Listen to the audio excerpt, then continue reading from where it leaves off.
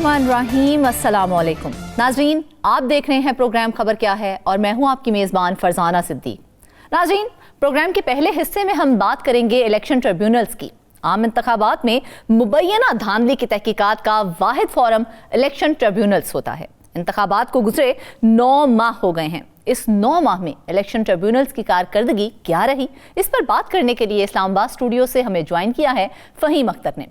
और दूसरे हिस्से में हम बात करेंगे सिंध की। सिंध हुकूमत की जानिब से 2008 से लेकर 2024 तक तकरीबन $2000 का कर्जा मुख्तलिफ इदारों से लिया गया है। इन पैसों का क्या बना, कहां पर खर्च हुए और किस पर खर्च हुए, बताने के लिए हमारे साथ मौजूद होंगे कराची स्टूडियो से इंचार्ज इन्वेस्टिगेशन साउथ मंसूर मुगीरी। और आखिरी हिस्से में हम बात करेंगे शहर लाहौर की, जहां से खबर यह है कि LDA ने सालाना कमर्शियल पॉलिसी खत्म करने के बाद जुर्माने करना शुरू कर दिए हैं। पॉलिसी खत्म करने के बाद DC रेट का 1.25% बतौर जुर्माने के वसूल किया जा रहा है। इस पर बात करने के लिए लाहौर स्टूडियो से मेरे साथ मौजूद हैं फ़हीम अमीन। तो नाजरीन, सबसे पहले बात करते हैं इलेक्शन ट्रिब्यूनल्स की कारकर्दगी के हवाले से। फरवरी में हुए आम इंतखाबात को 9 माह हो गए हैं, लेकिन इन 9 माह में 400 से ज़ायद इलेक्शन पटिशन्स दायर की गई, जिसमें से इलेक्शन ट्रिब्यूनल्स ने सिर्फ 40 पटिशन्स निपटाई हैं। सबसे ज्यादा पटिशन्स PTI की तरफ से दायर की गई। इलेक्शन ट्रिब्यूनल्स की जानिब से निपटाई गई 40 उज़रदारियों में से 36 सूबाई असेंबली जबकि 4 कौमी असेंबली के हलकों की हैं। आपको बताएं कि कानून के मुताबिक इलेक्शन कमीशन के पास उज़रदारियां निपटाने के लिए 6 माह का वक्त होता है। 6 माह से ज्यादा अरसा गुजर गया। इसके बावजूद अब तक उज़रदारियां क्यों नहीं निपटाई जा सकी, जानते हैं अपने नुमाइंदे फ़हीम अख्तर से। जी फ़हीम, बताएं ये ट्रिब्यूनल्स कानूनी मुद्दत में दरख्वास्तें निपटाने में आखिर क्यों नाकाम हुए हैं? बहुत शुक्रिया फरजाना। ये एक अहम और बड़ा मामला है, क्योंकि पाकिस्तान में जब भी आम इंतखाबात होते हैं, बदकिस्मती से इन इंतखाबात के नतायज को या तो तस्लीम नहीं किया जाता या फिर इनके ऊपर धांधली के इल्ज़ामात लगाकर इनको मुस्तरद कर दिया जाता है। यही कुछ 8 फरवरी 2024 को जो पाकिस्तान के आम इंतखाबात हुए, उनके साथ भी ऐसा ही हुआ। बुनियादी तौर पर आइन के अंदर जो एक कानूनी और आइनी फोरम दिया गया है वो इलेक्शन ट्रिब्यूनल्स का है कि अगर मुबैना धांधली की कोई इल्ज़ामात आते हैं या फिर तहकीकात का मुतालबा किया जाता है तो उसका जो फोरम होगा वो इलेक्शन ट्रिब्यूनल होगा। और इस इलेक्शन ट्रिब्यूनल को रेगुलेट करने के लिए या फिर इनकी जो पावर्स हैं वो बताई गई इलेक्शंस एक्ट में। और इलेक्शंस एक्ट के तहत जिस वक्त पाकिस्तान में 8 फरवरी 2024 को आम इंतखाबात हुए तो उस वक्त जो हाजिर सर्विस हाई कोर्ट के जजेस हैं वो इलेक्शन ट्रिब्यूनल के सरबराह बन सकते हैं। और उसी के तहत इलेक्शन कमीशन ऑफ पाकिस्तान ने उम्मीदवारों की कामयाबी से पहले इसका नोटिफिकेशन भी जो है वो जारी करना था। लेकिन इस दफ़ा हमने देखा कि एक तो तारीख में सबसे ज़्यादा इलेक्शन पिटीशंस जो हैं वो इन इंतखाबात के बाद दायर हुई। जब तक इलेक्शन ट्रिब्यूनल्स नहीं बनते तब तक इलेक्शन कमीशन में ये पिटीशंस दायर हो सकती हैं, लेकिन जब ये ट्रिब्यूनल्स बन जाती हैं तो फिर इलेक्शन कमीशन तमाम तरह अपनी जो कार्रवाई है वो ट्रिब्यूनल्स को शिफ्ट कर देता है। तो 1000 के करीब इलेक्शन कमीशन ऑफ पाकिस्तान को फौरी तौर पर आम इंतखाबात की धांधली की या फिर रिकाउंटिंग की या फिर पिटीशन जो है वो मौसूल हुई।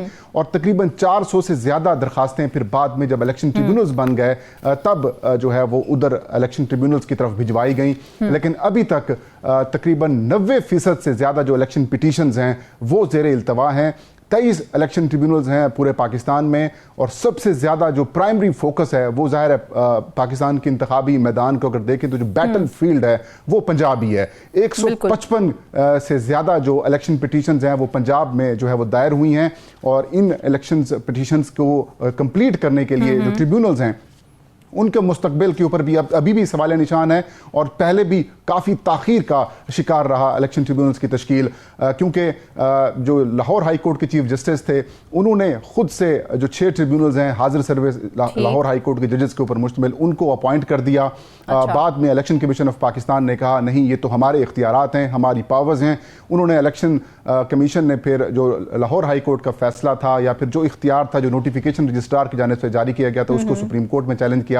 और फिर सुप्रीम कोर्ट की जानिब से chief justice Lahore high court और चीफ इलेक्शन कमिश्नर को अहकामात दिए गए कि आप आपस में बैठकर मशावरत करें और इत्तफाक राय पैदा करें। तो फिर इस दौरान जो सदारती ऑर्डिनेंस है वो भी आ जाता है इलेक्शन एक्ट से मुतालिक, जिसमें इलेक्शन कमीशन को ये इख्तियार दिया जाता है कि वो हाजिर सर्विस के साथ साथ रिटायर्ड जो जजेस हैं उनको भी अपॉइंट कर सकता है। तो फिर 4 जज जो हैं वो हाजिर सर्विस लगाए गए और चार जो हैं वो रिटायर्ड जजेस जो हाई कोर्ट के हैं वो लगाकर अब पंजाब में भी ये काम चल रहा है। जो ताज़ा तरीन डेटा है उसके मुताबिक फरजाना अगर हम बात करें तो अक्टूबर 2024 यानी कि जो महीना ख़त्म हुआ है पिछला, उस वक्त 400 से जो ज़ायद इलेक्शन पिटीशंस हैं उनमें से सिर्फ 40 पिटीशंस जो हैं वो निपटाई जा सकी हैं। इसका मतलब ये है कि ये 90% अभी तक पेंडिंग है। इसके अलावा जो 40 उज़रदारियाँ हैं या पिटीशंस हैं उनमें से 36 सूबाई असम्बली की हैं और 4 कौमी असम्बली की निपटाई गई हैं और ये ज़्यादातर जो टेक्निकल ग्राउंड्स के ऊपर इन पिटीशंस को जो है वो निपटाया गया है। अभी जो इख्तियारात हैं ट्रिब्यूनल के बैलेट पेपर मंगवाना, रिकाउंटिंग करवाना या फिर जो उनके अंगूठों के निशानात की तस्दीक का प्रोसेस है उसको देखना, ये अभी उस तक कोई भी ट्रिब्यूनल नहीं पहुंच सका। खैबर पख्तूनख्वा में जो 42 में से सिर्फ 4 इलेक्शन जो पिटीशंस हैं वो निपटाई जा सकी हैं, सिंध में 83 हैं और उनमें से सिर्फ 6 निपटाई जा सकी हैं, जबकि पंजाब में सबसे ज़्यादा 155, तो सिर्फ 2 इलेक्शन ट्रिब्यूनल्स ने इस पर फैसले किए हैं और ये भी ज़्यादातर जो ट्रिब्यूनल्स ने फैसले किए हैं ये टेक्निकल ग्राउंड्स के ऊपर हैं कि टाइम बॉट है, लेट आपने दरख्वास्त दायर की है या जो जिनको फरीक बनाया गया वो दुरुस्त नहीं है। तो यूँ आप कह सकते हैं कि जो इलेक्शन ट्रिब्यूनल्स हैं जो कि वाहिद फोरम है जो आम इंतखाबात के अंदर तो फहीम अब आगे का प्रोसेस क्या है, क्योंकि आपके पंजाब में सबसे ज्यादा हैं, तो पंजाब के कितने ट्रिब्यूनल्स हैं जिनकी वजह से ताखीर हो रही है? पंजाब में देखिए फरजाना टोटल 8 ट्रिब्यूनल्स हैं। पंजाब की अगर आबादी को देखें तो तकरीबन नशिस्तें भी अगर हम देखें तो 297 पंजाब असम्बली की नशिस्तें हैं और 141 कौमी असम्बली की नशिस्तें पंजाब से हैं। तो 266 टोटल कौमी असम्बली की नशिस्तों में से 141 निकालें तो आधी से ज़्यादा नशिस्तें पंजाब की हैं। तो इसलिए यहाँ पर ट्रिब्यूनल्स की तादाद भी ज़्यादा होनी चाहिए और यहाँ पर जो पिटीशंस हैं उनका भी जो दायर होना है वो भी ज़्यादा अल्टीमेटली होता है। लेकिन हमने देखा कि इलेक्शन कमीशन ऑफ पाकिस्तान के एंड के ऊपर जिस वक्त बाकी सूबों के अंदर 2-2, 4-4, 3-3 ट्रिब्यूनल्स बनाए जा रहे थे, तब सिर्फ पंजाब के लिए 2 ट्रिब्यूनल्स बनाए गए थे। और इस चीज़ की अक्कासी करता है कि किस तरीके से चीज़ें जो हैं वो जानबूझ के ताखीर का शिकार की गई इलेक्शन कमीशन ऑफ पाकिस्तान के एंड के ऊपर। बाद में पिटीशंस दायर हुई, लाहौर हाई कोर्ट में दरखास्त दायर हुई तो फिर लाहौर हाई कोर्ट ने अपने 6 नाम भिजवा दिए इलेक्शन कमीशन को, लेकिन इलेक्शन कमीशन ऑफ पाकिस्तान ने उनके ऊपर एतराज़ कर दिया, ताखीर की। फिर लाहौर हाई कोर्ट ने आज खुद जो है वो 6 जो जजेस के नाम भिजवाए गए थे उनको ट्रिब्यूनल अपॉइंट कर दिया, जिसकी वजह से तनाज़ा जो है वो बढ़ गया। मकसद सिर्फ एक ही था फरजाना के इन इंतखाबात के अंदर जो मुबैना धांधली है उसकी तहकीकात ना हो सकें या फिर इनको ताखीर का शिकार किया जा सके। इसके अंदर बहुत सारे अवामिल जो हैं वो शामिल हैं, जैसे 2013 के अगर हम बताया कि पंजाब के अंदर 8 टोटल ट्रिब्यूनल्स हैं, तो क्या अब ये एनफ नहीं है? देखें अगर 155 के हिसाब से आप लगाएं 8 ट्रिब्यूनल्स के ऊपर तकसीम करें तो तकरीबन 20 के करीब जो है वो एक केस एक ट्रिब्यूनल के पास बन रहा है। गो कि एक नंबर काफ़ी है, ठीक है, लेकिन बात यह है कि इन ट्रिब्यूनल्स को अपॉइंट किया गया आम इंतखाबात के 7-7.5 महीने गुजरने के बाद। कानून के अंदर जो मुद्दत है वो 6 महीने है। 6 महीने तक इलेक्शन ट्रिब्यूनल्स ने इन पिटीशंस को निपटाना है और अगर ये निपटाएंगे नहीं तो जो ताखीर की वजूहात हैं वो शेयर करेंगे, वो आगाह करेंगे। और अगर तो क्या उनकी जानिब से ताखीर की कोई वजूहात दी गई फहीम? क्योंकि इतना अरसा अब तो गुजर गया है, तो 6 माह और अब इतना टाइम पीरियड गुजरने के बावजूद भी क्या उनकी जानिब से कोई मौक़िफ़ दिया गया? क्यों इतना डिले आ रहा है? देखिए पंजाब की हद तक तो ताखीर के हवाले से अगर हम बात करें तो उनकी जो कानूनी और आईनी मुद्दत है वो पूरी नहीं हुई क्योंकि उनको अपॉइंट ही लेट किया गया है और जो इख्तियारात की जंग थी कमीशन और हाई कोर्ट के दरमियान वो जारी रही। लेकिन अगर हम बाकी देखें खैबर पख्तूनख्वा, सिंध और जो बलूचिस्तान के ट्रिब्यूनल्स हैं वो तो अपनी मुद्दत गुजार चुके हैं, वो 6 माह का वक्त गुजार चुके हैं और अभी तक उनकी जानिब से किसी किस्म की कोई वजाहत या ताखीर की वजूहात जो हैं वो सामने नहीं आ सकी। ताहम जो एक और इंटरेस्टिंग केस है वो है इस्लामाबाद के 3 हलकों का इलेक्शन ट्रिब्यूनल, जिसके ऊपर पूरे पाकिस्तान की नजरें थी क्योंकि यहाँ से तहरीक इंसाफ ये क्लेम करती है कि उनके जो आज़ाद उम्मीदवार थे वो तीनों जीते हैं और फॉर्म 45 के ऊपर हम MNA हैं। लेकिन जो फॉर्म 47 जारी होता है तो उसमें मुस्लिम लीग नून को ये तीनों नशिस्तें जो हैं वो दे दी जाती हैं। तो इसके ऊपर जो जस्टिस तारिक महमूद जहांगीरी हैं, इस्लामाबाद हाई कोर्ट के सीनियर जज हैं, इन्होंने जब फॉर्म 45 इलेक्शन कमीशन से, रिटर्निंग ऑफिसर से और जो मुस्लिम लीग नून के तीनों कामयाब उम्मीदवारान हैं उनसे मांगे, तो उसके बाद इलेक्शन कमीशन ऑफ पाकिस्तान में दरखास्तें दायर हो जाती हैं कि ये जो बायसनेस दिखाई जा रही है इलेक्शन ट्रिब्यूनल की जानिब से और कानून को, रूल्स को और प्रोसीजर को जो है फॉलो नहीं किया जा रहा। फिर इस्लामाबाद हाई कोर्ट की इन जज साहब को हटाकर इनकी जगह के ऊपर अब्दुल शकूर पराचा जो कि जस्टिस रिटायर्ड हैं उनको लगाया जाता है। फिर उसको पीटीआई चैलेंज करती है और अभी भी दोबारा मामला इलेक्शन कमीशन ऑफ पाकिस्तान के पास है। और इस्लामाबाद के इलेक्शन ट्रिब्यूनल का ये मामला कहां तक पहुंचा है, कहां तक पहुंचा है, अब इसका एंडिंग पॉइंट फिलहाल क्या है? देखिए, इस्लामाबाद के जो ट्रिब्यूनल का मामला है उसकी कार्रवाई बिल्कुल रुकी हुई है, ना होने के मुताबिक है, गैर फाल हो चुका है, क्योंकि इलेक्शन कमीशन ऑफ पाकिस्तान में इस्लामाबाद हाई कोर्ट के जो चीफ जस्टिस हैं जस्टिस आमिर फारूक की जानिब से इस मामले को दोबारा इलेक्शन कमीशन को रिमांड बैक किया गया है कि आप इस मामले को देखें और वजूहात देखें कि क्यों आप तब्दील कर रहे हैं। और अभी तक इलेक्शन कमीशन में मामला चल रहा है, इसके ऊपर समातें हो रही हैं।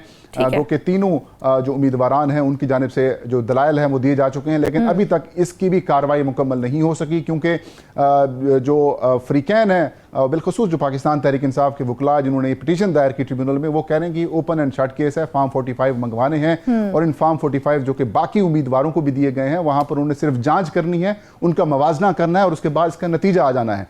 ऑलमोस्ट यही चीज़ें जो पंजाब के इलेक्शन जो ट्रिब्यूनल्स में केसेस हैं उनसे मुतालिक भी हैं, यही केसेस जो सिंध के कई हलकों में, बलूचिस्तान के कई हलकों में भी यही मामलात हैं, लेकिन एक ताखीरी हरबे जो हैं वो इख्तियार किए जा रहे हैं। मैं आपको एक इंटरेस्टिंग फैक्ट बताता हूँ। 2013 के आम इंतखाबात हुए थे तो उस वक्त जो इलेक्शन ट्रिब्यूनल्स थे वो रिटायर्ड जजेस के ऊपर मुश्तमिल हुआ करते थे, लेकिन हमने देखा उस वक्त भी 6 महीने की मुद्दत थी, लेकिन वो इलेक्शन ट्रिब्यूनल्स जो 2013 वाले थे वो आखिर तक 2018 तक जो केसेस हैं वो सुनते रहे और कई हलकों के अंदर ये फैसले नहीं हो सके।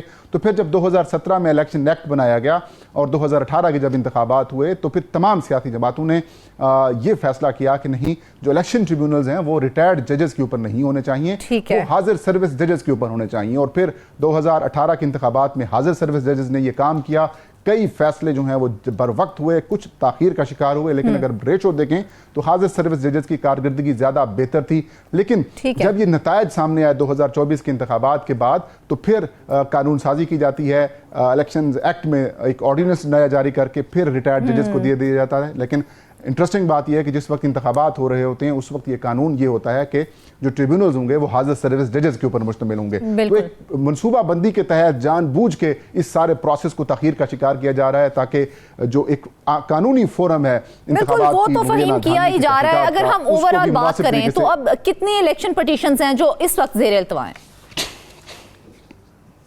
देखिए, 360 से ज्यादा इलेक्शन पिटीशंस जो हैं वो ज़ेर इल्तवा हैं और इनमें पंजाब का नंबर ज़्यादा है। 153 के करीब जो पिटीशंस हैं वो पंजाब की ज़ेर इल्तवा हैं। इसमें ज़्यादा तादाद जो 46% हैं वो दरख्वास्तें हैं तहरीक इंसाफ के हिमायत याफ्ता जो आज़ाद उम्मीदवारान हैं जो ये कहते हैं कि हम फॉर्म 45 की बेस के ऊपर जीत चुके हैं, उनकी ज़ेर इल्तवा हैं। सलमान अकरम राजा हूँ या फिर रावलपिंडी के मुकदमात हूँ के हलकों के मुकदमात हूँ वो भी ज़ेर इल्तवा हैं, लाहौर के मुकदमात भी ज़ेर इल्तवा हैं। साबिक वज़ीर आज़म नवाज शरीफ के हलके का भी जो नतीजा है उसको चैलेंज किया जा चुका है। तो ये तमाम तर जो केसेस हैं वो इस वक्त ज़ेर इल्तवा हैं और इलेक्शन ट्रिब्यूनल्स की जानिब से जो मामलात हैं वो ताख़ीर का शिकार किए जा रहे हैं। इसकी एक बड़ी वजह यह भी हो सकती है क्योंकि जो इलेक्शन ट्रिब्यूनल्स होते हैं चाहे वो हाजिर सर्विस जज हों या फिर रिटायर्ड जजेस हों, उनको हाई कोर्ट के जज के बराबर तनख्वाह भी मिलती है, मराहत भी मिलती हैं, गाड़ियाँ भी मिलती हैं, स्टाफ भी मिलता है। तो यही एक वजह हो सकती है कि जो 2013 के अंदर हमने ट्रेंड देखा जो रिटायर्ड जजेस को लगाया गया तो उन्होंने 5 साल तक केसेस को लटकाया, कहीं 4 साल लगे। बताया जाता है जो सियासी हलके हैं वो ये कहते हैं कि ये सिर्फ मामलात को आगे बढ़ाने के लिए, तनख्वाहें मराहत वगैरह अपनी रखने के लिए ये सारी हरकतें की जाती हैं ताकि वो सारा सिस्टम इनका चलता रहे। तो अभी भी बज़ाहिर ऐसा लग रहा है कि ये जो केसेस हैं जो कि एक बहुत बड़ा नंबर है, जो कि माजी में भी अगर इलेक्शन कमीशन ऑफ पाकिस्तान में जितने जनरल इलेक्शंस हुए हैं उनसे ज़्यादा नंबर ये पिटीशंस की सूरत में आया है, तो इसमें भी ताख़ीर की जाए। तो हम आपने बताया कि पंजाब में सबसे ज़्यादा पिटीशंस हैं जो इस वक्त ज़ेर इल्तवा हैं। ये बताएं कि बाकी सूबों का तो खैर छोड़ दें क्योंकि उनका जो है 6 माह का टाइम पीरियड तो वैसे गुजर चुका है, लेकिन चूंकि पंजाब का थोड़ी देर से बना, उसके ट्रिब्यूनल्स देर से बने, तो क्या अभी भी पंजाब के ट्रिब्यूनल्स के मुस्तकबिल पर सवालिया निशान ही खड़ा है? एग्जैक्टली क्योंकि जो सुप्रीम कोर्ट ऑफ पाकिस्तान है, जिस वक्त चीफ जस्टिस काजी फायज ईसा साहब थे, तो उन्होंने इलेक्शन कमीशन और chief justice Lahore high court जो कि नई आई थी जस्टिस आलिया नीलम, उनको ये एक रास्ता दिया था कि आप दोनों मशावरत कर लें और मशावरत से इस मामले को तय कर लें, क्योंकि हम देख रहे हैं कि मासवाए पंजाब के बाकी जितने भी ट्रिब्यूनल्स हैं सूबों में या इस्लामाबाद में, वो हाजिर सर्विस हाई कोर्ट्स के जजेस के ऊपर मुश्तमिल हैं, लेकिन पंजाब में जो है वो 4 जज जो लगाए गए हैं वो रिटायर्ड हैं और 4 हाजिर सर्विस हैं। तो इसका जो फैसला सुप्रीम कोर्ट ऑफ पाकिस्तान ने दिया और लाहौर हाई कोर्ट का वो जो नोटिफिकेशन था उसे कलअदम करार दिया इलेक्शन कमीशन की दरखास्त के ऊपर, तो इसके ऊपर अब पाकिस्तान तहरीक इंसाफ ने नजरसानी की दरखास्त सुप्रीम कोर्ट ऑफ पाकिस्तान में दायर कर दी है और इस नजरसानी के ऊपर इम्कान ये जाहिर किया जा रहा है कि जल्द ही इसको जो है वो फिक्स किया जाएगा। और अगर नजरसानी की दरखास्त में तहरीक इंसाफ ये बात साबित करने में कामयाब हो जाती है कि जिस वक्त इलेक्शन ट्रिब्यूनल्स का नोटिफिकेशन हुआ, बाकी जो पहले 2 हाजिर सर्विस लगा दिए गए थे, जो बाद में 6 अपॉइंट किए गए थे, जिनमें 4 रिटायर्ड थे और 2 जो है वो हाजिर सर्विस थे, और यूं तादाद 4 से बराबर हुई, अगर उसको साबित करने में ये कामयाब हो जाती है कि उस वक्त कानून के मुताबिक हाजिर सर्विस ही बिल्कुल देखा जाए जो फैसले जल्द हो जाने चाहिए, ताखीर का शिकार किया जाता है, बहाने बनाए जाते हैं, यही फैसले अगर जल्दी हो जाए तो जल्दी फैसला जो है उसका रिजल्ट्स भी हमारे सामने आ जाए। 9 माह का वक्त हो चुका है आम इंतखाबात को, लेकिन जो पटिशन 6 माह के बाद उनका फैसला आना था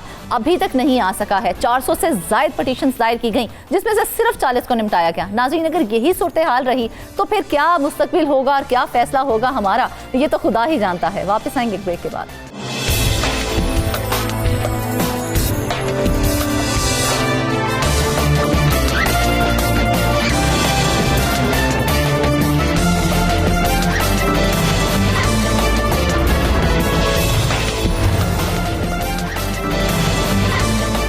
वेलकम बैक नाजरीन। बात करेंगे सिंध की। तो सिंध में करप्शन और गवर्नेंस के मामला तो कंट्रोल से बाहर हैं, लेकिन इसके साथ साथ बैनुल-अक़वामी मालियाती इदारों से हर साल कर्जा लेने में भी बदस्तूर इजाफा देखने में नजर आ रहा है।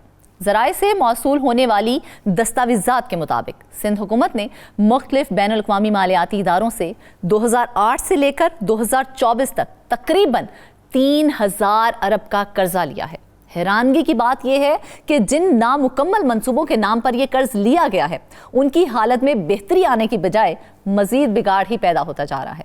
सूबाई टैक्सेस से मौसूल होने वाली आमदनी इतनी ज़्यादा नहीं है जिससे हुकूमत के शाह खर्चियाँ बर्दाश्त की जा सकें, जबकि मुलाजमीन की तनख्वाहों और पेंशन के बाद बैनुल-अक़वामी मालियाती इदारों के कर्जों की किस्त और सूद की रकम की अदायगी भी एक बहुत बड़ा मसला बनता जा रहा है। इस सारी सूरत हाल पर मजीद बात करने के लिए हमारे साथ मौजूद हैं इंचार्ज इन्वेस्टिगेशन साउथ मंसूर मोगिरी साहब। मोगिरी साहब, आपने सिंध सरकार के गवर्नेंस और करप्शन की खबरें दी हैं, आज अक़वामी मालियाती इदारों के इतने बड़े कर्जों के बारे में भी बता दें।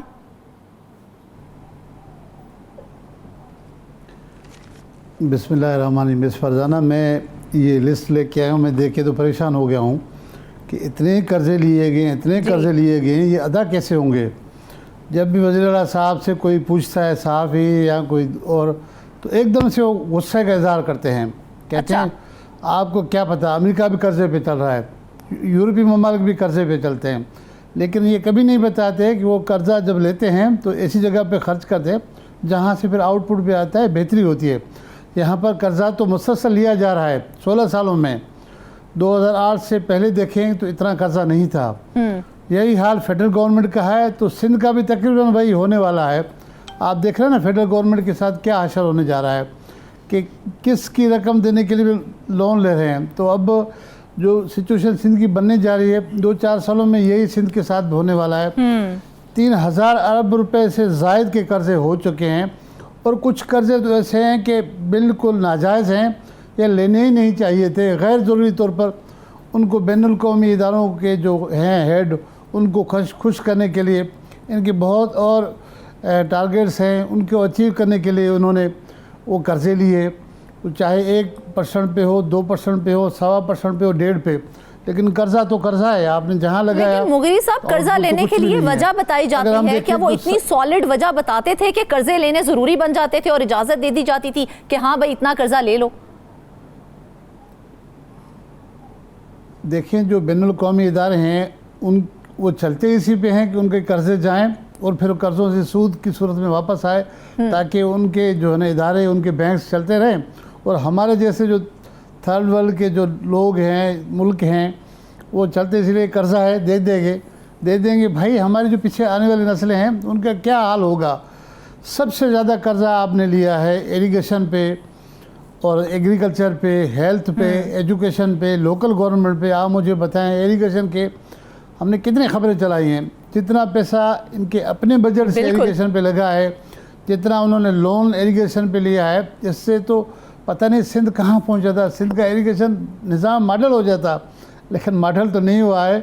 हालत ये है कि अभी तक ठट्टा और बदीन में जो है वो पानी नहीं पहुँच पा रहा है, अभी तक लोग जो है परेशान है, वो ज़मीनें बंजर बनती जा रही हैं। तो आपके इतने पैसे लेने से बेहतर नहीं है कि आप वहाँ पानी के रिसोर्स करते, ताकि जो ज़मीनें बंजर हो रही हैं उनसे जान छुटकारा मिलता, या एग्रीकल्चर में जो आपने पैसे लगाए तो आप कम से कम वो चीज़ें लेकर आते, वो प्रोडक्ट लेके आते जो काश्तकारों को फ़ायदा देता। तो मुगरी साहब वो लोग तो यही कहते हैं ना कि ये रकम हम सिंध पर खर्च कर रहे हैं, तो कर्जों की मद में इतनी बड़ी रकम ली गई है, ये रकम वाकई सिंध में ही खर्च हुई है। मैं भी तो यही कह रहा हूँ कि ये लोग कह रहे हैं सिंध में खर्च हुआ है। हाँ, खर्च हो रहा है पैसों, अपने कागज़ों में, इस तरह के कागज़ों में। ठीक है। ये 2-4 साल पहले इन्होंने एक बहुत ज़्यादा कर्जा लिया था 3-4 महकमों के लिए, जिसमें लाइव स्टॉक भी शामिल था, हेल्थ भी था और लोकल गवर्नमेंट भी था। उसमें आप हंसी आएगी आपको भी, हमारे नाज़रीन को, कि इन्होंने लाइव स्टॉक के लिए पैसे लिए कि जो लोगों को मुर्गियां देंगे, लोग जो है देहात में रहने वालों को मुर्गियां देंगे, उनको बकरियां देंगे, वो बकरियां मुर्गियां पाले और उससे अपना मईशत को ठीक करें। उसके बाद पता चला 6 माह में वो मुर्गियां भी मर गई, बकरियां भी, वो सारी बीमार ली गई। अच्छा, उस पे उन्होंने 50 करोड़ रुपए मुर्गियां और बकरियां दी गई थी, दी जाती हैं। जी हाँ, दी जाती हैं। अच्छा, चले शुक्र है ये दी तो जाती है ना, कागजों में शो नहीं की जाती। कागज़ों में ऐसे तो शो नहीं करेंगे ना, कुछ ना कुछ हो रहा है। और मुर्गियाँ या बकरियाँ महंगे दामों ली गई, फिर उस पर दिखाया गया कुछ 40-50 करोड़ रुपए उनकी पब्लिसिटी पे, कि भाई पब्लिसिटी कर रहे हैं कि ये मुर्गियाँ कैसे पाली जाएं और बकरियाँ कैसे पाली जाएं। अच्छा, ठीक है। दिमाग इंसान का सुन के हैरान हो जाता है, परेशान, कि देहात के लोगों को आप सिखाएंगे इतने पैसे लगा के कि बकरियाँ कैसे पाली जाती हैं, मुर्गियाँ कैसे संभाली जाती है। ये तो हाल है इनका। लेकिन मुझे तो उन पे रहम आता है, उन पे हंसी भी आती है जो डोनर इदारे हैं, वो कोई इनसे नहीं पूछता कि अरे बेवकूफ़ लोग हो, ये तुम किस पे पैसे खर्च करे हो। जो नेचर के करीब हैं, देहात में जो लोग रहते हैं, उन्होंने सारी उम्र सदियों से वो बकरियां मुर्गियां पालते आ रहे, उसके इस कंपोनेंट को तो निकालें नहीं, कुछ भी नहीं कहते। वो कहता है तुम्हें जो करना है जाके करो, हमसे लोन ले लो फिर वापस दे दो। तो इस तरह से एग्रीकल्चर में इस तरह उन्होंने पैसे ज़ाया किए। अच्छा, एक बार ये हुआ कि 8-10 साल पुरानी बात है कि यूरोपीय यूनियन से इन्होंने कोई कर्जा लिया 24-25 अरब रुपए कि सिंध के स्कूलों में जो मिसिंग फैसिलिटीज़ है, अदम दस्तयाब सहूलियात हैं, वो ख़त्म करें। तो 2 सालों में क्या हुआ, जो अभी हेल्थ मिनिस्टर साहिबा हैं, उनके शोहर फजुला पेचू साहब, वो हेल्थ सेक्रेटरी थे अपने एजुकेशन के, उन पर ऑडिट पैरा बनी कि उन्होंने 14 अरब रुपए हड़प कर लिया। अच्छा। 14 अरब रुपए के जली बिल बनाए मिसिंग फैसिलिटीज़ की। वो यूरोपीय यूनियन के 24-25 अरब रुपए वो खा गए। उसके बाद पता नहीं कितने पैसे आ गए, लेकिन अभी तक स्कूलों में जो मिसिंग फैसिलिटीज़ का कंपोनेंट है वो अभी तक बरकरार है। बहुत सारे इदारे स्कूल आपको मिलेंगे जहाँ पर अभी बिजली नहीं है, अभी भी कंपाउंड वॉल नहीं है, जहाँ पर लेटर नहीं है, कोई चीज़ें नहीं इस तरह की। लोकल गवर्नमेंट वालों से ने एक स्कीम मुतारफ़ कराई इसी लोन से कि जो है ना साबुन से हाथ धोआ करे, खाने से पहले साबुन से हाथ धोआ करे। अच्छा, हम साबुन देंगे, वो पता ही नहीं किसको साबुन दिया, कहाँ साबुन दिया। तो इस तरह की स्कीमें, अच्छी स्कीमें भी लेके आए, लेकिन बदकिस्मती से उन स्कीमों का सिंध के लोगों को कोई फ़ायदा नहीं हुआ है। मैं दावा से कहता हूँ, अगर हुआ है तो कोई आके मुझे दिखाएं। फ़र्क तो नज़र आए ना, जो आप इतने 3000 अरब रुपये से ज़्यादा पैसे लगा दिए हैं, क्या फ़र्क आया है? कोई फ़र्क नज़र तो नहीं आ रहा है। अच्छा, चलें मुगरी साहब ये बताएं कि सिंध को यूरोप बनाने का कुछ एक कंसेप्ट सामने आया था। छोटा सा सूबा है सिंध, इसमें अगर अपने तरक्याती प्रोग्रामों की रकम, फिर ऊपर से बैनुल अक़वामी मालियाती इदारों की रकम मिलाकर भी सिंध को यूरोप की सतह पर बनाया जा सकता था। वाकई भी जो आप बात बता रही है ना, सिंध छोटा तो है, इतना ही तो सूबा है। जितने पैसे इन्होंने अपने ADP पे लगाए हैं, जितने लोन्स लिए हैं और जो इमदादें मिली है, अगर ये सारा पैसा लगता उसमें से 10-15% ये लोग खाते ना, तो वाकई यूरोप के कई अच्छे ममालिक से बेहतर हम हो जाते। ठीक है। खुर्शीद शाह साहब ने ये बात की थी। बिल्कुल, कि खुर्शीद सिंध के जो साहब ने भी ये हैं, बात कही थी कि सक्कर के अस्पताल यूरोप के यूरोप से भी हॉस्पिटल बेहतर होंगे, तो क्या वो बेहतर हुए? बेहतर हो गए। उस पर इतनी नहीं हुई, इतनी तनकीद हुई कि खुर्शीद शाह साहब खुद बस हो गए। तो हेल्थ के शोबे में काम करने वाले खुद जो है ना वो शर्मसार हो रहे थे कि शाह साहब ने ऐसी बात क्यों कर दी कि हम छुपते फिर रहे हैं, हम तो वाकई दे ही नहीं पा रहे हैं, इनकी अस्पतालें इनसे नहीं चल पा रही, इसी वजह से NGO को दे रहे हैं। सिंध मेजॉरिटी सिंध के अजला में अस्पतालें बड़ी बड़ी जो DHQ डिस्ट्रिक्ट हेडक्वार्टर्स THQs वो NGOs को हवाले कर रहे हैं। अगर इनसे चल पाए तो फिर NGOs को क्यों दें, ये तो हाल है।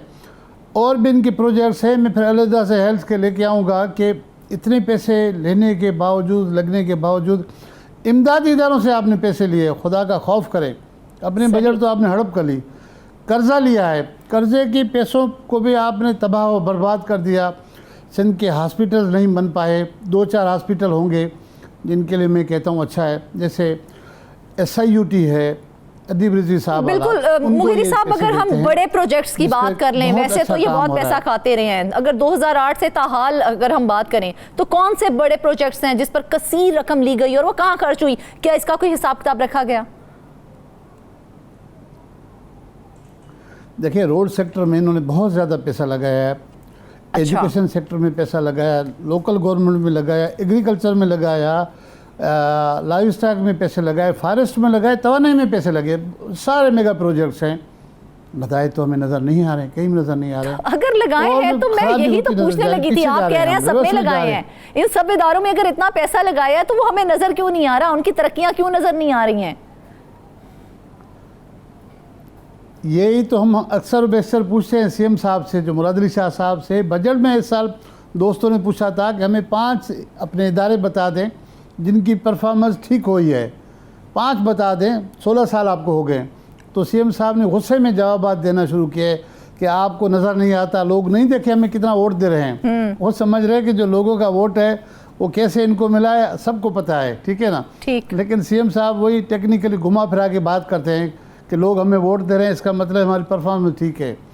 लेकिन ये नहीं बता रहे हैं कि इदारों में जितनी ख़राबी आ रही हुई है, जो 20-25 साल पहले सिंध की जो पोजीशन थी, शहरों की पोजीशन अच्छी थी, इदारों की पोजीशन अच्छी थी, वो सारे इदारे इस वक्त जो है ना डाउनफॉल का शिकार हैं। मुश्किल से कोई होंगे जो। तो क्या वज़ीर आला साहब बेहतरी के हवाले से सवाल नहीं उठाते हैं कि कहाँ है भाई बेहतरी? नहीं, वज़ीर आला साहब सवाल किससे उठाएं? जिनको बड़े बड़े कॉन्ट्रैक्ट दिए जाते हैं वो वज़ीर आला साहब से ज़्यादा ताकतवर लोग हैं, ज़्यादा ताकतवर लोग हैं। मैं दावा से कहता हूँ, अगर मुझसे वज़ीर आला साहब मनाजरा करेगा तो मैं नामों के साथ लेके आऊँगा कि ये इस लोग, इससे आप पूछ सकते हो, इस बंदे से पूछ सकते हो, नहीं बता सकेगा और ना ही मनाजरा करेगा। क्योंकि हमें पता है ना, ग्राउंड रियलिटीज़ हम देख रहे हैं कि जिन लोगों को ये अरबों रुपये के ठेके मिल रहे हैं उनसे कौन पूछेगा? जो हाजी साहब यहाँ बैठे हैं, जिन्होंने इरिगेशन को तबाह किया, जो अभी रोड सेक्टर को तबाह करा है, उनसे कौन पूछेगा? और जो दूसरे कॉन्ट्रैक्टर हैं जो बड़े साहब के बहुत करीबी हैं, जो उनके लिए सुन रहे हैं, वो तो बिज़नेस पार्टनर बन गए, उनसे कौन पूछेगा? CM की तो नहीं, शरीफ बंदा है, नहीं पूछ सकता। तो इसीलिए हमें सिर्फ ये तकलीफ़ हो रही है कि ये जो आप कर्ज़े ज़्यादा से ज़्यादा लेते जा रहे हैं, उनकी ज़रूरत ही नहीं है, क्यों ले रहे हैं आप? तो मुगीरी साहब, सवाल तो ये उठता है ना फिर कि वो जो बैनुल अक़वामी इदारे हैं जो कर्जे देते हैं, वो फिर पूछते नहीं है कि आखिर कहाँ कहाँ रकम खर्च हुई, या फिर वो भी अपना बेनिफिट देखते हैं कि ठीक है जी हम कर्जा देंगे, हमें सूद मिलेगा और बात खत्म। देखिए, उनके 2-3 बेनिफिट्स हैं। एक तो उनके जो यहाँ पर लोग उनके लिए काम करते हैं, वो कहते हैं इस फर्म को आप एज ए कंसल्टेंट हायर करें, उनमें से कुछ पैसे उस कंसल्टेंट के लिए चले जाते हैं, वो लेके जाते हैं, वापस लेके जाते हैं। और अच्छा। कुछ चीज़ें जो है इनकी मानते हैं, तो इसी तरह से पैसे ऐसे ज़ाया हो जाते हैं। उनको तो अपना इदारा चलाना है, उनको सूद चाहिए, उनको रकम देनी है, वो तो काम करते हैं, इसी वजह से तो पैसे दे रहे हैं कि आप करें। ये तो बेसिकली हमारा सवाल है ना। मिसाल के तौर पर 3-4 सालों से सिंध में ट्रांसपोर्ट की स्कीम लेके आए हैं। मुझे एक अफसर बता रहा था कि एक अफसर ने मुराद अली शाह साहब को कहा कि सर ये जो पीपल्स बस सर्विस हमने शुरू की है कि हम कोई 50-60 अरब रुपए में हमने 200-250 बसें अरेंज की हैं, तो रेल लाइन बस पे कोई 3 अरब रुपए लग रहे हैं, 300 अरब लग रहे हैं, 250 से 300 अरब लग रहे हैं, इतनी बसें आएंगी 450। तो बेहतर नहीं कि हम 8-10 अरब रुपए में रेल लाइन मनसूबा बनाने से बेहतर है कि हम बसेस ले लें और अच्छी बसेस हैं हर रूट पे चलाएंगे। तो सीएम साहब ने बड़े गुस्से में उनको डांटा। अच्छा। तुम्हें क्या पता कि कर्जे हम क्यों ले रहे हैं? तो अमेरिका भी कर्जे पे चल रहा है, यूरोप कर्जे पे चल रहा है, तो अफसर बेचारा क्या करेगा? अब उनके अपने वेस्टेड इंटरेस्ट हैं, जो गवर्नमेंट है वो बैनुल अक़वामी इदारों से क्यों कर्जे ले रही है, उनके ज़ाहिर है 100% अपने वेस्टेड इंटरेस्ट है। ये मौजू इस वक्त नहीं है तो इस पर मैं डिटेल में नहीं जा रहा हूँ, लेकिन इन कर्ज़ों का हिसाब तो अल्टीमेटली सिंध की आवाम भरेगी ना, जिनके टैक्सेस से ये पैसे वापस होने 70-80 अरब रुपए अभी भी हर साल में सूद के पैसे निकल रहे हैं। साहब आवाम क्यों भरेगी? मंसूबों के लिए इतनी बड़ी रकम ली जाती है कर्ज के तौर पे, तो आखिर इसीलिए ली जाती है कि ये मंसूबे फायदा देंगे, तो उनसे आमदनी हो रही है जिन पे इतना कर्जा लिया गया। देखिए ना, मैं ये कह रहा हूँ कि इनके मंसूबों से जिनसे पैसे लिए, ये बैनुल अक़वामी इदारों से पैसे लेके उन मंसूबे पे खर्चा किया, उस पर तो कोई आउटपुट नहीं है, बल्कि सिंध गवर्नमेंट ने जो पब्लिक प्राइवेट पार्टनरशिप पे कुछ रोड्स बनाए हैं उससे आउटपुट मिल रहा है। जो बात मानने की हम मानते हैं, जैसे मीरपुर खास हैदराबाद डुअल कैरेज है, उससे फ़ायदा हो रहा है, पैसे आ रहे हैं। जैसे कराची टू ठट्टा है डुअल कैरेज है, उससे ये पब्लिक प्राइवेट पार्टनरशिप वाले से फ़ायदा हो रहा है। तो बेहतर नहीं कि आप पब्लिक प्राइवेट पार्टनरशिप से बनाएं, कुछ अपने पैसे लगाएं, कुछ प्राइवेट लोगों को कहें कि भाई आ जाएं, आप इन्वेस्टमेंट करें 15-20, तो इससे आउटपुट तो मिले। डोनर इदारों से पैसे लेके आ रहे हैं, आप लगाते जा रहे हैं, अफसरान का फ़ायदा है, आपके बंदों का फ़ायदा है। कर्जा तो अल्टीमेटली सिंध के लोगों को भरना है ना, जो टैक्स कौन देगा? बिल्कुल, पैसे गवर्नमेंट के पास कहाँ से आते हैं? टैक्सेस के पैसे आते हैं ना। तो अल्टीमेटली ये हिसाब तो आवाम पर ही पड़ेगा ना। तो ये अब 3000 से 4000 अरब हो सकते हैं, क्योंकि एग्जैक्ट फिगर मुझे मिल नहीं पाई, लेकिन 3000 से ज़्यादा फिगर है। 3000 अरब 3000 अरब हैं जो हमें आहिस्ता आहिस्ता वापस करने हैं। ये वापस करने हैं और चंद सालों के बाद होना क्या है, कैसे वापस करेंगे मुगरी साहब? क्या सारा का सारा मलबा आवाम के ऊपर ही डाल देंगे? क्योंकि अगर हम सिंध सरकार की बात करें तो वो तो इस पे सवाल आपने कहा कि वो तो नहीं पूछ रहे हैं, तो क्या वो खुद से अदायगी करेगी इन कर्जों की?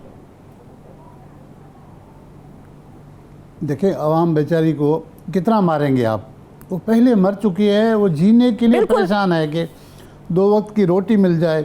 शायद आपने फुटेज देखे हो कि सिंध में कई शहरों में लोग अपने बच्चों को लेके आए हैं कि बच्चे बराए फ़रोख्त।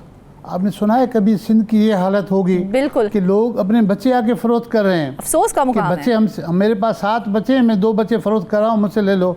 ये मकाम है। खुदा करे कि इनको होश आए, खुदा करे कि ये बात समझ सके। मैं अभी बिल्कुल मुगीरी साहब, देखा जाए तो बड़े अफसोस की बात है, सिंध जैसा छोटा सूबा लेकिन बड़े कर्जे 2008 से लेकर 2024 तक के अगर कर्जों की बात की जाए तो 3000 अरब से जायद के कर्जे लिए गए हैं। लेकिन अगर उन मंसूबों के ऊपर जिनके नाम पे ये कर्जे लिए गए हैं उनकी बात की जाए तो रत्ती भर उनकी जानिब से कोई फायदा नहीं हो रहा है और उसके ऊपर सिंध सरकार भी कोई सवाल नहीं उठा रही है, जबकि सिंध सरकार को होश के नाखून लेने चाहिए और सवाल उठाना चाहिए। वापिस आएंगे एक ब्रेक के बाद।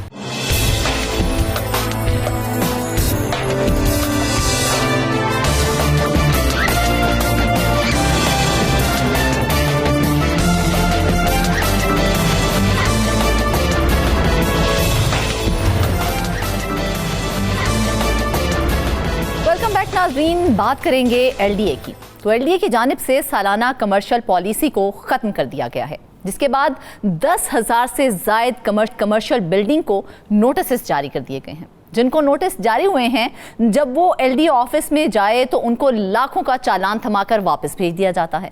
यहाँ पर हैरानकुन बात यह है कि सालाना कमर्शियल पॉलिसी 2011 में नाफिज की गई थी, जिसके मुताबिक डीसी रेट का 1.25% अदा करके बिल्डिंग को कमर्शियल के तौर पर इस्तेमाल करने की इजाज़त दी गई।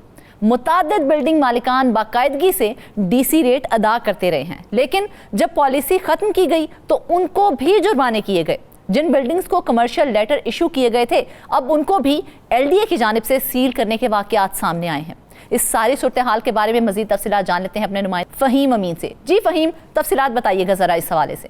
बहुत शुक्रिया फरजाना। मामला ये है कि लाहौर शहर में जो कमर्शियल इमारतें और गैर कानूनी कमर्शियल इमारतों के मामलात हम पहले भी उठाते रहे हैं और ये मामला भी तकरीबन उसी से जुड़ा हुआ है। 2011 में LDA की जानिब से एक पॉलिसी इंट्रोड्यूस करवाई गई थी कि वो कमर्शियल बिल्डिंग्स जो गैर कानूनी तौर पर बनी हुई हैं, ऐसी रोड्स जो कमर्शियल डिक्लेयर नहीं की गई, वहाँ पर जो लोग हैं वो DC रेट का सालाना 1.25% जो है, यानी कि 1.25% जो है वो अदा करें और उसके बाद सालाना की बुनियादों पर अदा करते रहें और बिल्डिंग का कमर्शियल इस्तेमाल जारी रखें। 14 साल तक लोगों ने ये सालाना फ़ीस पे की है और अब उनकी वो जो सालाना कमर्शलाइजेशन थी ख़त्म कर दी गई है। एक तो सबसे बड़ी नाइंसाफ़ी ये की गई क्योंकि आम तौर पर अगर आप मुस्तकिल बुनियादों पर कोई LDA से प्लॉट को कमर्शियल करवाते हैं तो DC रेट का 20% देकर मुस्तकिल बुनियादों पर उसको कमर्शियल करवा लिया जाता है। लेकिन आपने 14 साल में तकरीबन DC रेट का 18% जो है सालाना बुनियादों पर उनके इस्तेमाल करने के से रसीद भी कर लिया। अब उन इमारतों को गैर कानूनी भी करार दे दिया।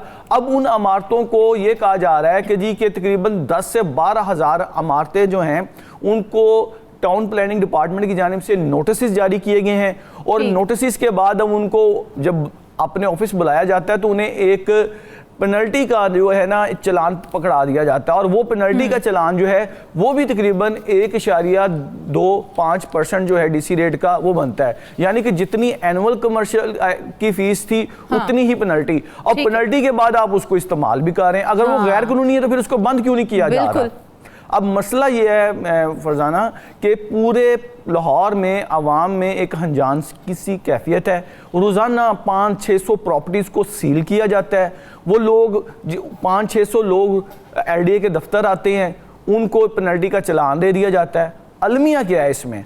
अलमिया ये है, मामला ये है कि अगर एक चीज़ गैर कानूनी बनी है तो उसको पेनल्टी लेके उसको फिर काम करने की इजाज़त क्यों दी जा रही है? इसके ऊपर वाज़ेह तौर पर पॉलिसी क्यों नहीं लेके आए कि जी कि इसकी पेनल्टी के बाद अब इसका होगा क्या? अब लोगों को सालाना बुनियादों पर जैसे एनुअल कमर्शियल पे करना पड़ा था, अब सालाना की बुनियाद पर पेनल्टी जो है वो अब उनसे ली जाना शुरू कर दिया गया है। अब से कुछ दिन पहले एक लेकिन फ़हीम पॉलिसी तो अब चेंज की गई ना। पहले जिनसे पैसे लेके उनको कमर्शियल किया गया उनसे आपने सारे पैसे तो वसूल कर लिए, फिर वो जुर्माने के जुमरे में कैसे आती हैं प्रॉपर्टीज? देखें, जब आप किसी से, अभी मैंने बताया कि 20% जो होता है DC रेट का वो आप मुस्तकिल प्रॉपर्टी को कमर्शियल करने की फीस के तौर पर वसूल करते हैं।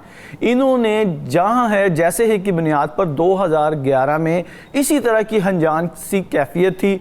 एक सर्वे किया गया लाहौर शहर में जो LDA कंट्रोल्ड एरिया में गैर कानूनी इमारतें थी, उनको कहा गया कि आप आएँ हमारे पास, हमें एक सालाना फ़ीस पे करें और अपनी प्रॉपर्टी का कमर्शियल इस्तेमाल करें। अब वो लोग जो कमर्शियल इस्तेमाल कर रहे थे मुश्त उन्हें बता दिया गया कि जी 2024 में आपका सालाना कमर्शियल का जो लेटर था वो हमने मनसूख कर दिया है। अब वो तमाम की तमाम बिल्डिंग्स जो हैं वो गैर कानूनी हो गई हैं। अब उन गैर कानूनी बिल्डिंग्स को पेनल्टी, यानी कि आपने एनुअल कमर्शियल का नाम तब्दील करके उसको जुर्माने का नाम दे दिया और वहां पर कमर्शियल सरगर्मियां भी जारी हैं। अब ये एक कॉन्ट्राडिक्शन है। उनका ये कहना है LDA का इस हवाले से कि जी ये अथॉरिटी का फैसला है। अथॉरिटी ने बड़ा अजीबोगरीब सा एक फैसला कर दिया कि पेनल्टी आप इनसे वसूल कर लें एनुअल कमर्शियल की बजाय।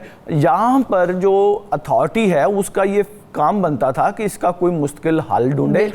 रेवेन्यू जो है LDA अमूमन जो कमाता है, जिस तरह के कुछ अर्सा पहले वज़ीर आला पंजाब मरियम नवाज शरीफ की सदारत में LDA गवर्निंग बॉडी का इजलास हुआ था जिसमें 8 रोड्स को मुस्तकिल कमर्शियल किया गया। वहां से LDA ने अरबों रुपए का अपना एक टारगेट रखा हुआ है रेवेन्यू का। अब जिन एरियाज में ये तकरीबन 10 से 12 हज़ार से ज्यादा बिल्डिंग्स हैं जिनको नोटिस जारी किए गए हैं, तो अगर उन रोड्स को भी कमर्शियल करके उनसे यकमुश्त उनका 20% वसूल कर लिया जाए तो मुस्तकिल लोगों की जो ज़हनी परेशानी है, टेंशन है, वो ख़त्म हो सकती है। लेकिन मुस्तकिल हल ढूंढने की बजाय अब यहाँ पर हो क्या रहा है? हो ये रहा है कि जब आपको एक LDA नोटिस जारी करता है किसी बिल्डिंग को, वहां पर फिर माफियाज भी हैं, वहां पर जिनके नोटिस जारी किए गए हैं, वो जो सर्वे किया गया है उसमें भी एक ऐसी हमें कुछ खामियां नजर आई कि कुछ इमारतों को, कुछ बिल्डिंग्स को उस सर्वे में डाला ही नहीं गया, कुछ ऐसी बिल्डिंग्स को डाल दिया गया जो कि 2023, 22, 21 में बाकायदा तौर पर कमर्शियल तौर पर अपने चालान पेश कर चुके हैं, उनको भी दोबारा सील कर दिया गया। इस वक्त रोजाना सैकड़ों लोग जो हैं वो टाउन प्लानिंग डिपार्टमेंट में मुख्तलिफ डायरेक्टर्स के पास जाते हैं, उनको चालान दे दिया जाता है। लेकिन ये मसला जो है बड़ा संगीन है, इसको हल करना बड़ा जरूरी है। अगर पैसे कमाने हैं LDA ने तो जरूर कमाए, लेकिन लोगों को कोई अगर हम प्रॉपर्टीज का जिक्र कर लें तो अब तक कितनी प्रॉपर्टीज को जुर्माने के नोटिस जारी किए जा चुके हैं? जी, एक मुख्तात अंदाज़ा जो है हमारे पास जो है वो तकरीबन 12,000 से ज़्यादा जो प्रॉपर्टीज़ हैं उनको नोटिस जारी किए गए हैं, और ये वो प्रॉपर्टीज़ हैं जो कि एनुअल कमर्शियल जो हैं वो पे कर रही थी। अब एनुअल कमर्शियल 2024 में ख़त्म करके अब उनको पेनल्टीज़ के चलान दिए जा रहे हैं। पेनल्टी बिल्कुल उतनी ही है जितनी एनुअल कमर्शियल थी, लेकिन मसला यहाँ पर यह आ रहा है कि ये लोग जो हैं पिछले 13-14 साल से LDA को DC रेट का तकरीबन 18% पे कर चुके हैं। अब जो लोग दोबारा, इसमें सबसे बड़ा मसला ये आ रहा है कि पहले ये होता था कि जितनी आपने एरिया में कारोबार कर रहे थे उतने एरिया का आपको एनुअल कमर्शियल पे करना पड़ता था। फॉर एग्जांपल कि अगर आपका 10 कनाल का एक या 1 कनाल का एक प्लॉट है, वहाँ पर एक छोटी सी दुकान है, जिसने घर में एक छोटी सी दुकान खोली हुई है, तो उसको उस दुकान के हिसाब से वो एक एनुअल कमर्शियल फीस आ जाती थी। अब उन्हें यह कहा जा रहा है कि आपने अगर एक छोटी सी दुकान भी खोली है तो जितना डेजिग्नेटेड प्लॉट है वो पूरे का पूरा आप कमर्शियल करवाएं। अब इसमें हो ये रहा है कि वो जो घरों में छोटी छोटी दुकानें खुली हुई थी उनको भी बंद करवाया जा रहा है, ताकि जी कि वो भी अपना कारोबार नहीं कर सकेंगे, क्योंकि जो उनको पेनल्टी आती है वो इस कदर ज्यादा होती है कि उनसे तो दी नहीं जा सकती। क्योंकि अगर एक जगह की पेनल्टी उनको 10, 12, 15 लाख रुपए आ रही है तो वो तो इसको देने के बिल्कुल मजाज नहीं, और वो लोग अपने कारोबार बंद कर रहे हैं, दुकानें बंद कर रहे हैं, ताकि जो इतने हैवी अमाउंट है वो उनसे देने के लिए उनके पास पैसे नहीं है। तो उनका भी ये कहना है कि कोई LD इस तरह की, जिस तरह से आपने बताया कि कमर्शियल बिल्डिंग्स को जुर्माने जा रहे हैं, तो जुर्माना जो कमर्शियल बिल्डिंग अदा कर देती है, तो जुर्माने लेने के बाद उन कमर्शियल बिल्डिंग में क्या हो रहा है? कारोबार चल रहा है या फिर बंद हो रहे हैं? बिल्कुल कारोबार चल रहा है। यानी कि आप अगर वैसे कोई कमर्शियल करवाने के लिए जाते हैं ना कोई बिल्डिंग, तो LDA आपसे कुछ तकरीबन 15 से 20 किस्म के NOCs मांगता है। एनवायरनमेंट का NOC, वासा का NOC, टीपा का NOC, इस तरह के NOCs मांगे जा रहे हैं। और जब इस तरह की पेनल्टी देके कारोबार शुरू करवाया जा रहा है तो उसमें वो तमाम NOCs खत्म कर दिए जाते हैं। तो मसला ये है कि अगर आप किसी को कारोबार शुरू करने के लिए इजाजत दे रहे हैं तो फिर वो लोग जो कि बाकायदा तौर पर कमर्शियल करवा के NOCs लेके कर रहे हैं, तो इन दोनों में एक बड़ी अजीब सा तजाद आपको नजर आ रहा है कि जो पॉलिसी है वो बड़ी अजीबोगरीब सी है, जिसमें दोनों तरफ से जो है, यानी कि अगर आप एक फीस वसूल कर रहे हैं तो फिर उसको लीगल की बजाय इनलीगल इमारत को किस तरह बनने की इजाजत दे रहे हैं, क्योंकि ना तो उसका फिर आपके पास इजाजतनामा है, ना उसका कोई सिविल डिफेंस से NOC है, ना किसी और डिपार्टमेंट से। तो वहां पर कोई हादसा हो गया और उन्होंने कहा जी कि हमने तो ये एनुअल कमर्शियल या पेनल्टी पे की हुई है, तो LD उसके ऊपर भी नहीं कुछ नोटिस ले सकता। अगर एक चीज गैर कानूनी है आपकी नजर में, तो आप उसको पेनल्टी लगाकर क्यों उसको रेगुलर कर रहे हैं? जिस तरह से आपने कहा कि कई कमर्शियल बिल्डिंग्स ऐसी हैं जिनकी जानिब से अपने आप को रजिस्टर्ड करवाया गया, चालान पेश किया गया, तो जो लिस्ट उनको वो कमर्शियल बिल्डिंग्स को उनको गैर कानूनी कमर्शियल बिल्डिंग्स में शामिल किया गया था, वो जो लिस्ट पेश की गई, क्या उस लिस्ट को काउंटर चेक नहीं किया गया? और अगर नहीं किया गया तो क्यों नहीं किया गया? देखिए जी, लिस्ट बनाने वाले जो है ना वो इनके ही इंस्पेक्टर्स होते हैं। उन इंस्पेक्टर्स की जानिब से एक लिस्ट बनाई गई, उसमें मदारिस को भी डाल दिया गया, उसमें स्कूलों को भी डाल दिया गया, उसमें हर छोटी बड़ी दुकान को भी डाल दिया गया।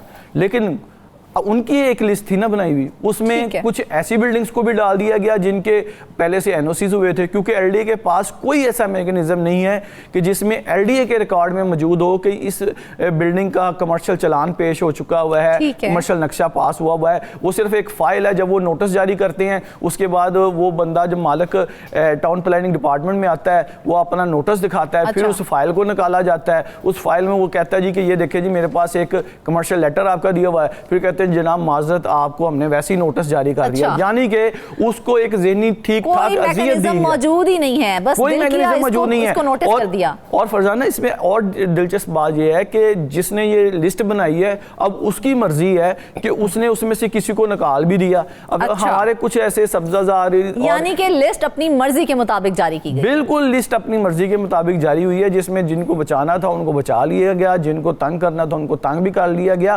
और अब एक अलहदा से एक समझ लें कि मंडी खुल चुकी है एलडी ऑफिस के बाहर कि जब चालान किसी को नोटिस जारी होता है उसके बाद फिर जब वो पेनल्टी का चालान जारी होता है, इन तमाम चीज़ों को एक इनफॉर्मल बिजनेस की शक्ल दे दी गई है और इसमें शहरियों को ठीक ठाक मुश्किल का सामना करना पड़ रहा है। और इसका जो शहरियों से जिनसे हमारी बात हुई तो उनका ये कहना है कि कोई मुस्तकिल हल ढूंढा जाए, जिन सड़कों पर ये हमारी इमारतें मौजूद हैं इनको बाकायदा मुस्तकिल कमर्शियल किया जाए। एनडीए की जानिब से कोई मुस्तकिल हल नहीं पेश किया गया।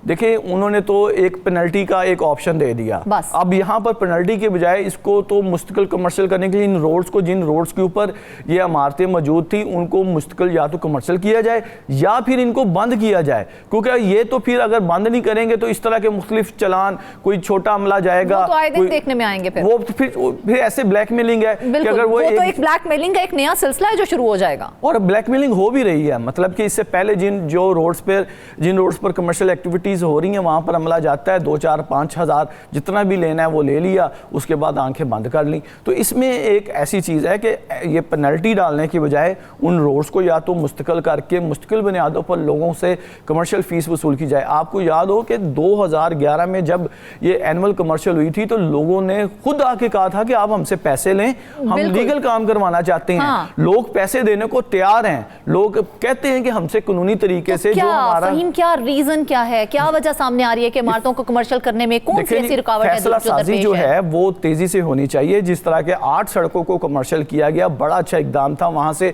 अरबों रुपए एलडीए को आ रहे हैं। इसी तरह दीगर रोड्स जो हैं उनका भी बाकायदा तौर पर सर्वे किया जाए और उनको फौरी तौर पर मुस्तकिल बुनियादों पर कमर्शियल करने की इजाज़त दी जाए, ताकि ये जो लोग हैं जो इनको सालाना बुनियादों पर लाखों रुपए जुर्माने आपने लेने हैं उनसे मुस्तकिल तौर पर बाकायदा फीस वसूल की जाए, वहाँ पर नक्शा बाकायदा तौर पर पास करवाए जाएं, बाकायदा तौर पर वहाँ पर पार्किंग एग्रीमेंट हों, बाकायदा तौर पर वहाँ पर सिविल डिफेंस के एनओसीज हों, ताकि ये पैसे कमाने के साथ साथ लोगों की जानो माल की भी हिफाजत जरूरी है। तो ये चीज़ें तभी मुस्तकिल होंगी जब आप इनको मुस्तकिल बुनियादों पर कमर्शियल करेंगे। इस तरह आपने नोटिस जारी कर दिए, जुर्माने इकट्ठे करने शुरू कर दिए, ये पैसे कमाने के लिए तो बहुत अच्छी बात है, लेकिन जो मुश्किल इस मसले का हल है लोगों का वो इससे निकलता नजर नहीं आ रहा। शहरी क्या कहते हैं? जाहिर है आपने कहा कि बहुत सी ऐसी कमर्शियल बिल्डिंग्स है जैसे घरों के अंदर भी दुकानें हैं, तो उस हवाले से शहरियों का क्या कहना है? अगर वो उनको कमर्शियल करवाने जाते हैं किन मुश्किलात का सामना है उनको? देखें, सबसे पहली बात तो ये कि जो छोटा कारोबारी बंदा है जिसने अपने घर में कोई एक टेलर की दुकान खोली हुई है, हजाम की दुकान कोई है या कोई गली महल्ले की दुकानें हैं, उन तक को जो है वो नोटिस जारी किए गए हैं। अब वो जब जाते हैं एलडीए के पास तो एलडीए कहता है जी कि ये पूरे घर में या पूरे एरिया में हो रही है आपकी कमर्शियल एक्टिविटी। अब आपके पास जो 5 मरले का घर है, आप इसका हमें पूरा पेनल्टी आपको पड़ेगी। अच्छा, अगर आपने इसको कमर्शियल करवाना है तो कमर्शियल करवाने के लिए आपको पूरी फीस पे करना पड़ेगी।